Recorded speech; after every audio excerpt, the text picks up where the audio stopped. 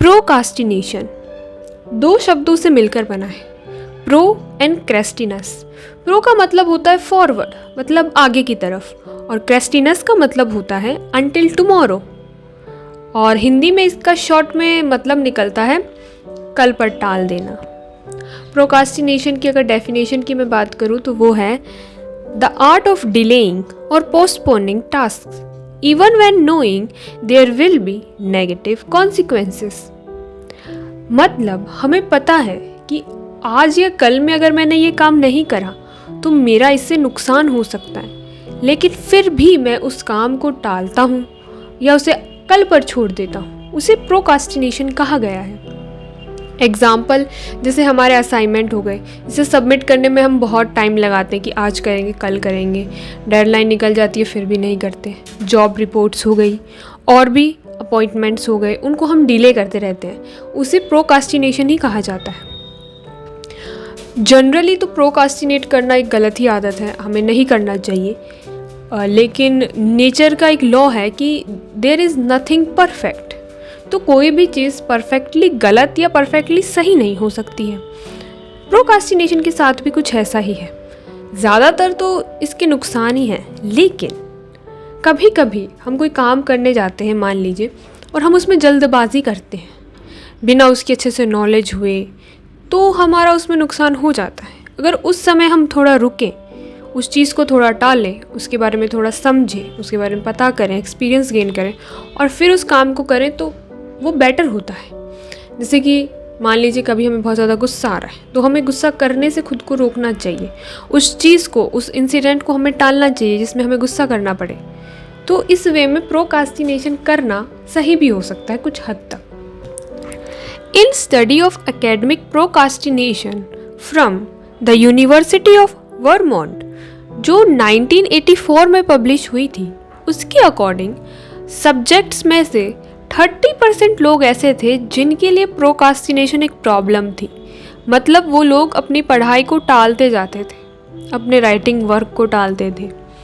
उसमें से 65% लोग ऐसे थे जो अपने राइटिंग वर्क को कम टालते थे।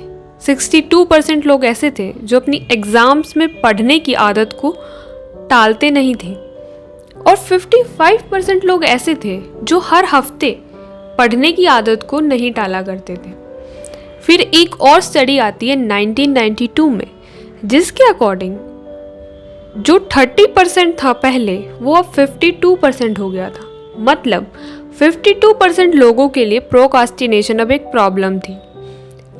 एक और स्टडी आती है 2004 में, जिसमें ये परसेंटेज 70% तक हो गया था।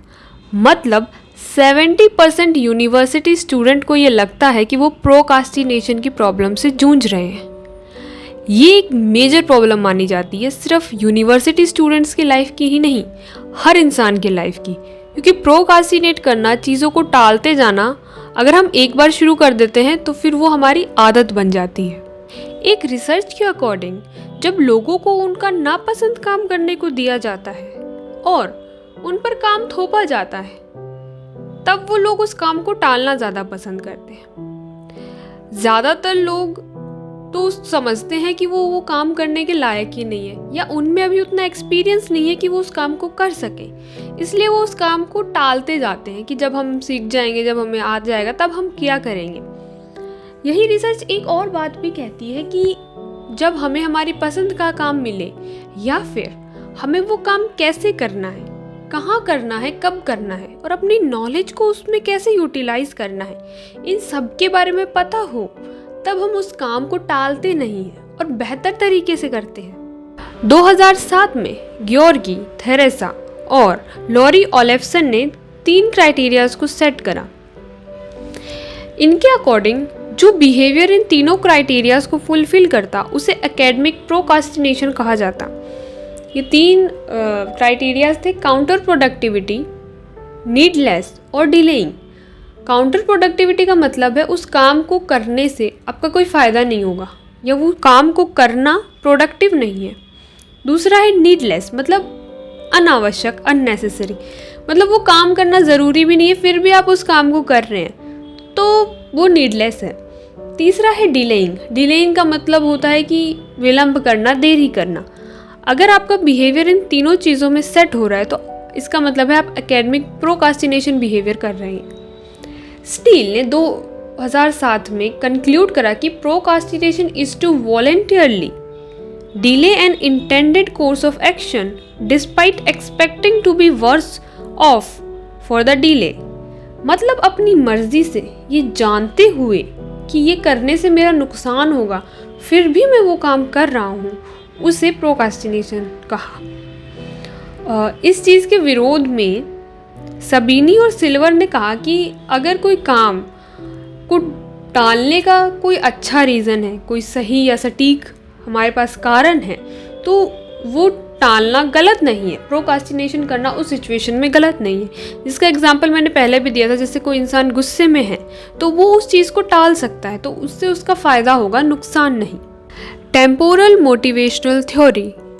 साइकोलॉजी में टाइम को एक क्रिटिकल और मोटिवेशनल फैक्टर माना गया है। इसका एक फॉर्मूला भी है जो कि इस तरह है कि motivation is equal to expectancy multiplied by value divide by 1 plus impulsiveness multiplied by delay. यहाँ पर मोटिवेशन का मतलब है desire for a particular outcome.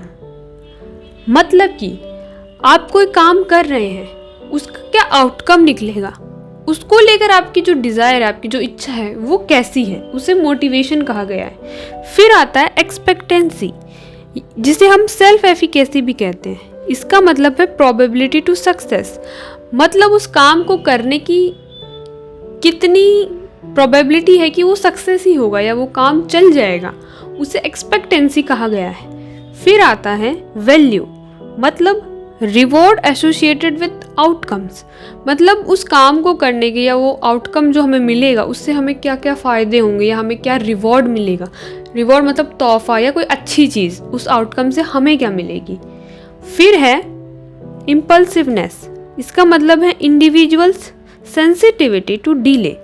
मतलब इंडिविजुअल कितना सेंसिटिव है डिले के लिए, टालने में वो, मतलब उस चीज़ को टालने के लिए वो कितना सेंसिटिव है, कितना जल्दी वो उसे टाल देता है या उसे उस चीज़ को टालने में समय लगता है, इस तरह से।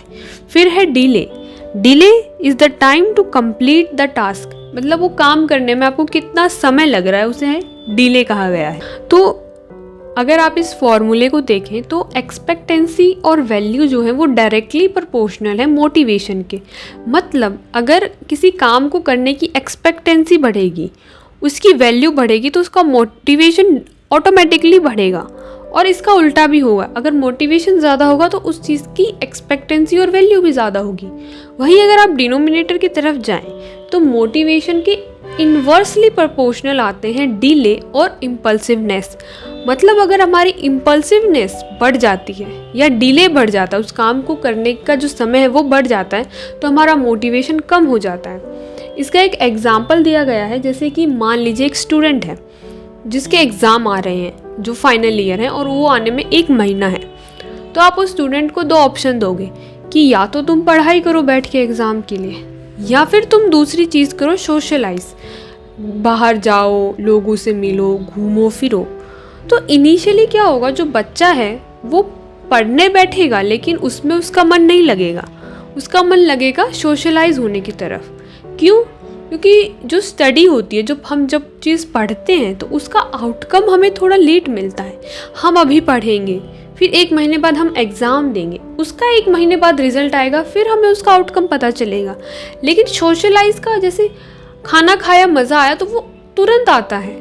किसी से बात करी, अच्छा लगा, तो वो एकदम से मिलता है, तो वो चीज़ हमें अच्छी लगती है स्टार्टिंग में। लेकिन स्टडी के साथ ऐसा नहीं, आपको धीरे धीरे आगे बढ़ने रहना पड़ता है, तभी आपको उस चीज़ का आउटकम मिलता है। तो स्टार्टिंग के डेज में तो ऐसा होगा कि हम स्टडी को ज़्यादा फोकस ना करेंगे, सोशलाइजेशन पे ज़्यादा फोकस करें। लेकिन जैसे जैसे वो महीना हफ्तों में, वो हफ्ते दिन में बदल जाएंगे और कुछ समय रह जाएगा एग्ज़ाम्स का, तब स्टूडेंट स्टडी पे ज़्यादा फोकस करेगा, सोशलाइज होने पे नहीं। वो ऑटोमेटिक है, क्योंकि अब उसके पास मोटिवेशन ज़्यादा है, क्योंकि उसे अच्छा स्कोर करना है एग्ज़ाम में, तो उसके पास उसके लिए समय कम है, तो वो मोटिवेशन ज़्यादा हो जाएगा। उस टास्क को करने का समय कम हो गया तो मोटिवेशन बढ़ गया, इन्वर्सली प्रोपोर्शनल थे वो टाइम उस टास्क को पूरा करने के लिए। सो इस वे में इस फॉर्मूला को समझाया गया है। तो अब तक बेसिकली हमने देख लिया कि प्रोकास्टिनेशन वर्ड का क्या मतलब है, प्रोकास्टिनेशन की डेफिनेशन क्या है, और हमने डिफरेंट रिसर्चेस को देखा, साइकोलॉजी के बेसिस पर हमने इसे देखा कि कैसे टेम्पोरल मोटिवेशनल थ्योरी काम करती है, कैसे हमें पता चलेगा कि हम प्रोकास्टिनेट कर रहे हैं कि नहीं, और क्यों प्रोकास्टिनेशन करना गलत है और क्यों वो करना सही है, हमने वो भी देखा। तो इसके साथ मैं बस आपसे इतना ही कहना चाहूँगी कि कल आज तक किसी का ही नहीं आया है, और जब तक मेरा कल ना आ जाए, मतलब कि मेरा अगला वीडियो ना आ जाए, तब तक के लिए मैं चलती हूँ। बाय।